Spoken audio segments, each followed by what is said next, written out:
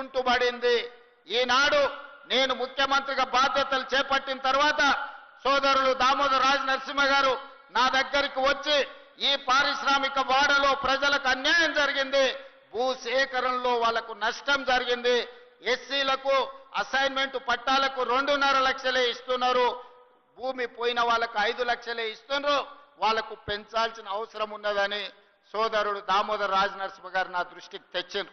ఎంబడే మా అధికారులను పిలిపించి మీరు అక్కడికి వెళ్ళి పరిశీలించి ఆ ప్రాంత రైతులతోని మాట్లాడండి, వాళ్లకు న్యాయం జరగాలి అని నష్ట పరిహారాన్ని పెంచి ఇవ్వడమే కాదు వాళ్ళని అందరిని పిలిచి మాట్లాడి ఈ రోజు భూసేకరణ కార్యక్రమాన్ని వేగంగా ముందుకు తీసుకెళ్లి ఈ ప్రాంతంలో ఇండస్ట్రీస్ పార్క్ తీసుకొచ్చి ముఖ్యంగా ఆటోమొబైల్ ఇండస్ట్రీ తేవాలని ఇవాళ హుండై కార్ల పరిశ్రమకు జైరాబాద్ నిమ్స్ లో స్థలాన్ని కేటాయించి 450 ఎకరాలు కొదొందర్లోనే హుండై కార్ల ఉత్పత్తి సంస్థ ఇక్కడ వాళ్ళ కార్యక్రమాలను ప్రారంభించబోతుందని తెలియజేయడానికి నేను సంతోషపడుతున్నా.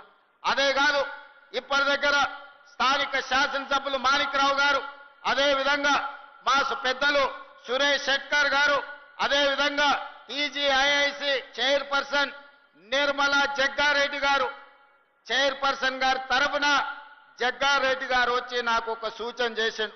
నేను ఈ జిల్లా నుంచి ప్రాతినిధ్యం వహిస్తున్నా, ఈ భూములు పోయిన వాళ్లకు మీరు ఇందిరమ్మ ఇండ్లు ఇస్తే ఇందిరమ్మ పేరు శాశ్వతంగా గుర్తు పెట్టుకుంటారు, మీరు ప్రకటన చేయాల్సిందే అని జగ్గారెడ్డి గారు వచ్చి నా పక్కన కూర్చొని పంచాయతీ పెట్టిండ్రు.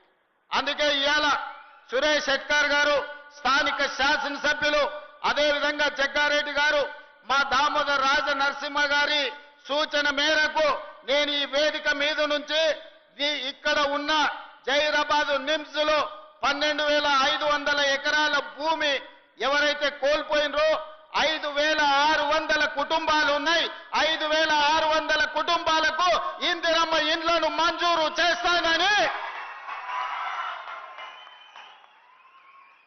మీ సొంత స్థలాలలో ఇందిరమ్మ ఇండ్లు కట్టుకోవడానికి 5,612 కుటుంబాలు ఉన్నాయి. మా అధికారులు సమాచారం అందించారు, ఇంకో 100 ఎక్కువైనా కూడా పర్వాలేదు, భూమి కోల్పోయిన ప్రతి కుటుంబానికి ఇందిరమ్మ ఇండ్లు మంజూరు చేస్తామని ఈ వేదిక మీద నుంచి ఆ రైతులకు ఈ సంతోషకరమైన వార్తను చేరవేయాల్సిందిగా ఇక్కడికి వచ్చిన మిత్రులందరికీ తెలియజేస్తున్నా.